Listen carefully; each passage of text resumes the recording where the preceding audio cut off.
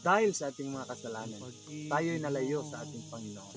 Yan ang sabi ng Isaiah 59 verse 2. Pero dahil kay Yeshua, tayo ay hindi na mahiwalay sa Ama, lalo na sa pag-ibig niya.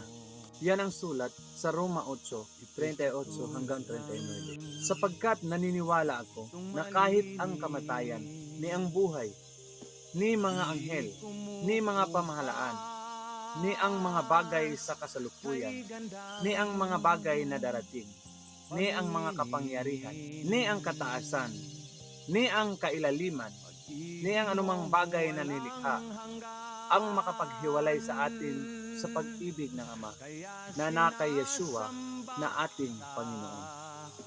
Kaibigan, dapat si Yeshua ay kasama natin namumuhay.